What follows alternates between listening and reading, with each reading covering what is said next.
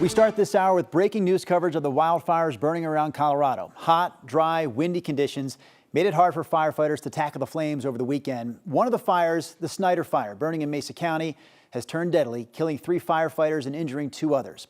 Thanks for joining us here at 6. I'm Drew Carney.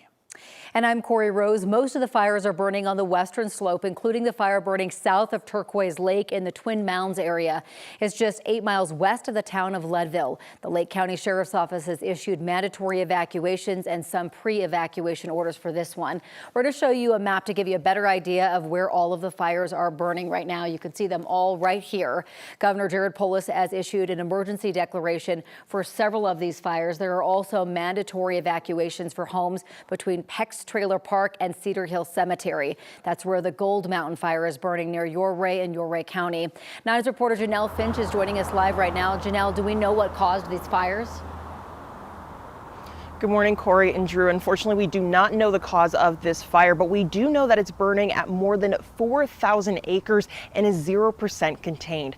Firefighters are up against steep terrain and strong winds. According to the county, the fire will be managed as a Type 1 incident beginning today. That means more people and national resources will be assigned to the fire.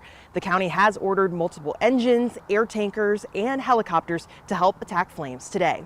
Now over to the Ferris Fire burning north of Dolores. That's burning at more than 10,000 acres. It's believed that's been started by a lightning strike. Today, the National Forest Service is expected to engage with, quote, aggressive suppression tactics.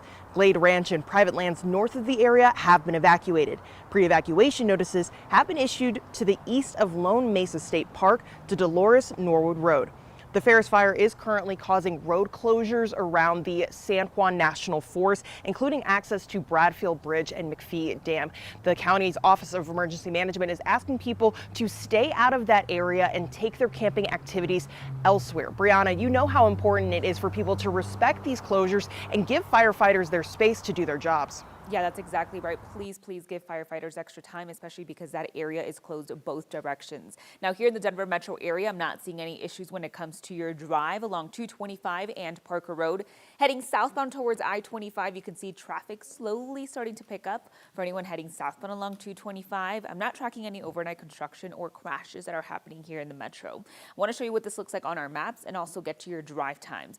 We are getting busy for anyone taking south or northbound I-25 closer to the 270 and Highway 36 corridor, so right around here near the North Washington area. If you are heading to Boulder taking Highway 36, you are only looking at a 9-minute drive, and then this is where I'm seeing that stop and go traffic. So just after 104th Avenue, again, this is if you're taking southbound I-25, but from 144th all the way down to I-76, your overall drive should only take about 10 minutes. Brianna, thank you. At 6:02, let's take you back out live to this map where multiple wildfires are burning here in our state after starting off with no active wildfires to start the weekend. It's been really busy, extremely active. Now, fire behavior won't be, and the danger won't be quite as high as what we saw with the winds a little bit calmer for this Monday, but still red flag warnings have been issued, low relative humidity. The winds are already picking up in spots, particularly over the southern parts of the state where we again have a red flag warning issued for noon. So the humidity level is a little bit higher this morning over the I-70 drive. It's calmer, but we will start to see the winds gusting around 40 miles per hour at times, not just for today, but tomorrow. It's going to be warm, dry, windy.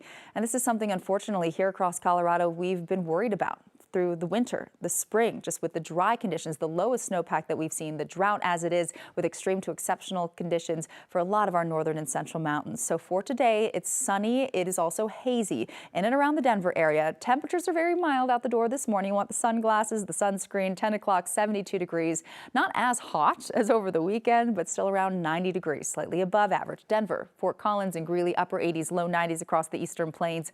Hot from La Junta to Lamar, and a little bit cooler in the mountains, 60s and 70s, but with the smoke billowing out of a lot of these fires and the winds picking up from the southwest, you can see in the overnight hours it's going to be hazy, patchy smoke that we'll be watching here for the Front Range, and continued air quality alerts in place for the western slope. So for this morning, we have an air quality health advisory. This encompasses all of the northwestern corner of Colorado, Denver south and into the mountains and over the western slope. Moderate to heavy smoke at times. So please be extra cautious out there if you suffer respiratory issues. This will continue until we get a real handle on things, but for firefighters out there, higher humidity levels in the morning and calmer winds, it looks like, at least, Corey, by the middle of the week.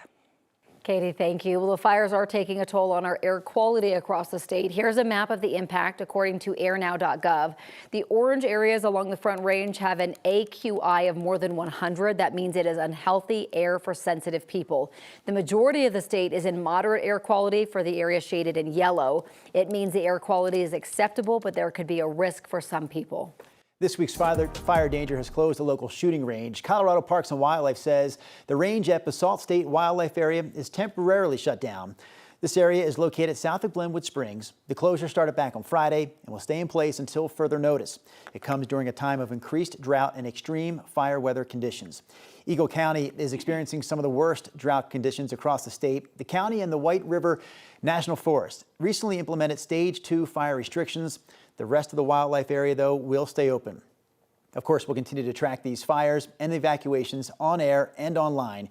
You can take alerts with you and stream 9 News wherever you watch. Just scan that QR code you see right there on your screen and continue to watch us for free. It's 6:05 right now. The former Pueblo County coroner and his brother are now out of jail. Brian and Chris Cotter posted bail Friday night. It comes after a judge lowered their bond from $1 million to $500,000. The pair is accused of stashing bodies in the funeral home they co-own. They were both arrested Thursday, nearly a year after inspectors discovered 24 bodies in a secret room at Davis Mortuary in Pueblo. Both Cotters face charges of abuse of a corpse, forgery, and theft.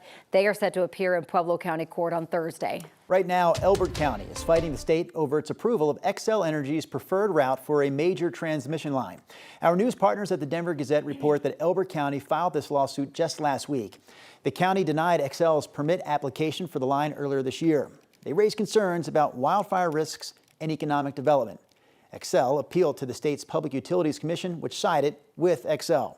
Now, Elbert County is taking the state to court, hoping to stop the construction within the county. Manitou Springs has lifted its emergency water restrictions after crews repaired a major water main break.